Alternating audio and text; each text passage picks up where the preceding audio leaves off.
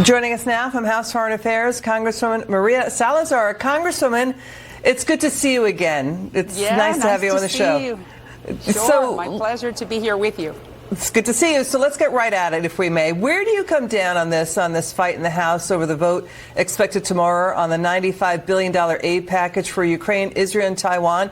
Congressman Marjorie Taylor Greene, as you know, Congressman Thomas Massie, and now Paul Gosar want to oust Speaker Johnson for working with Democrats. Also, border security is not in there.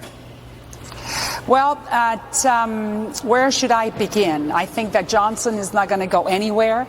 I think that the three colleagues that you mentioned, they have their own ideas, but we have to remember, the rest of the Republican conference remembers, that we are the United States of America and that we are the leader of the free world.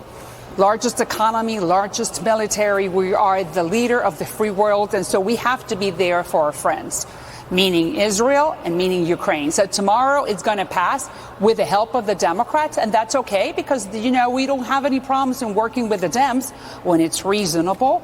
This country is divided, 50% Republicans, 50% Democrats. So it's time for us to be working together and for such a noble effort as to helping Israel and Ukraine. Because look, you know, I am Cuban American from Miami, and we know what the Russians do to you. And the Russians do not want to bring any glory, or they don't want to do anything good to the people. So if we don't stop the Russians now, meaning Vladimir Putin, and we're sending dollars, or we're not sending soldiers. So it's time to give $60 billion to Ukraine, most of them military equipment, $12 billion for them that needs to be repaid. So what's wrong with that? So how come we couldn't get anything to stop the invasion at the southern border? That's what conservatives are upset about. 10 million illegal migrants, terrorists caught crossing, MS-13 gang members, and more. There were repeated promises there would be no additional money going to foreign aid without first securing the border. So why cave on that? Elizabeth. Yeah. Well, look, we have not, because we have many responsibilities. I'm the first one who has said many times that what's happening at the southern border is the worst thing that could have happened to my community, the Hispanics in the United States. It's terrible. That border needs to be sealed. But and the border, I presented legislation. But it's not in there. It's not in the foreign aid package. We're going to be voting. We're going to be voting on a fourth bill that is going to reinstate our HR 2. But you have to understand that the Dems, we have not been able to come to terms with the Democrats in Congress to seal the border. Also need to remember that immigration is in the hands of the executive. And President Biden has done a horrible job in sealing the border. Not even Obama or Clinton or Bush. In the last 35 years, we don't want to see what's happening. We don't want any more illegals or fentanyl or cartel. But that does not mean that we have to forget Ukraine and Israel. You can do both things at the same time. Okay, so let's move to this. Are you worried about turnover in the House cutting into the GOP majority? Congressman Jake LaTurner is not seeking re-election.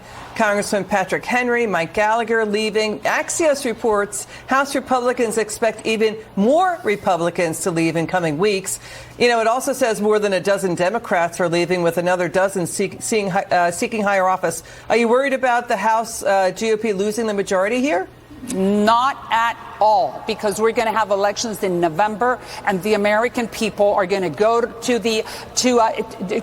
elections, and they're going to vote for the Republicans to keep the majority. You know why? We may not be perfect. We may not have it the way people would like to see it, but we're not socialists. Look at the economy. Look at the border. Look what's happening with the embassies. Look at this disaster. The name of the United States is right now in shambles in the international forum because this administration is weak on every one of those segments that I just mentioned, specifically the economy. So the American people will know in November what to do.